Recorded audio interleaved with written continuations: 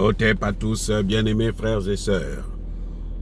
Depuis un certain temps, pratiquement toutes les 2-3 semaines, il y a des Chinois qui sont arrêtés dans le Kivu. La mafia chinoise est rentrée en RDC. Les Chinois sont en RDC pour piller, pour voler les matières premières dans les zones qui sont occupées par les Rwandais et qui sont sans aucune autorité administrative de l'État. Il y a une vague qui a été arrêtée il y a quelques semaines, près d'une dizaine des Chinois qui exploitaient l'or. Quand ils ont été arrêtés, ils ont voulu corrompre les forces de l'ordre congolaises qui ont refusé pour une fois. Et ça, c'était surprenant, mais nous voyons qu'il y a de plus en plus la prise de conscience des autorités congolaises pour les prendre, les amener à Kinshasa. Et j'espère seulement que Tshisekedi prendra des dispositions et demandera à son homologue chinois de tirer les oreilles de ces hommes. Parce que je ne crois pas qu'il faut continuer à les laisser piller l'Afrique.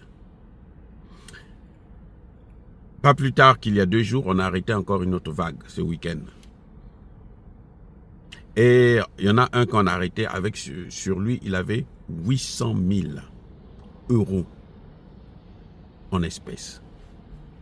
800 000 euros.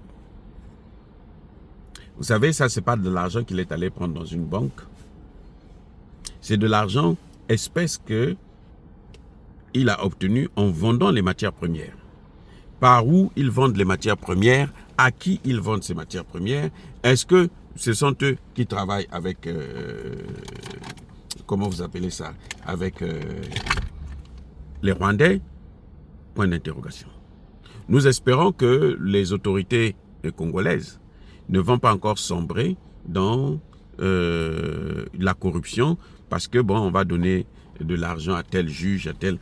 Bon, comme il y a un ministre de la Justice qui est en ce moment très performant, j'espère seulement qu'il tiendra le coup et ce sera des expulsions immédiates et sans condition, avec non-retour, quelles que soient les conditions, sur le sol congolais. Eh oui, s'ils veulent aller au Rwanda, ils n'ont qu'à aller au Rwanda, mais qu'ils sachent que s'ils sont retrouvés encore dans les parages sur le sol congolais, eh bien, ils seront ni plus ni moins neutralisés. Vous savez qu'il y a maintenant la peine capitale au Congo et que, bon, ben, il faut l'appliquer justement à ceux qui sont en train de piller le Congo parce que ça crée une pauvreté incroyable dans notre pays. On ne peut plus continuer avec ça. Il faut dissuader les gens en prenant des mesures radicales, des punitions très très lourdes afin que les gens puissent se dire non, vaut mieux ne pas aller là-bas parce que quand on va là-bas, c'est un risque énorme. Voilà ce qui est en train de se passer en RDC. C'est devenu un lieu où chacun vient faire son petit numéro. Mais en tout cas, les Chinois sont en train d'être arrêtés là-bas en masse maintenant.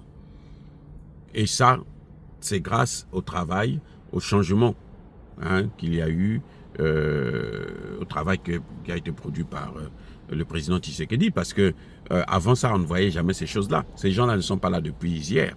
Donc pendant que les gens sont en train de se battre, eux, ils sont en train de piller les matières premières. Tranquillement, ils s'enrichissent. Et ce sont les mêmes qui, quand ils vont chez eux, ils se moquent de nous encore. En Chine, si tu voles même un œuf, on te lapide. On ne t'amène pas à la justice, la population là. On te tape très, très bien jusqu'à même te tuer. En Chine, c'est comme ça que ça se passe avec les Noirs. Les Noirs, la moindre des choses là. Tous les Chinois, chacun vient donner un coup.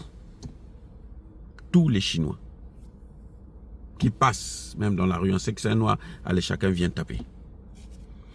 Et eux, chez nous, ils sont là, ils peuvent piller comme ils veulent. Et ça fait des années que ça dure. Maintenant, ça doit s'arrêter. Monsieur Xi Jinping doit éduquer ses ressortissants. Les gars, soyez bénis.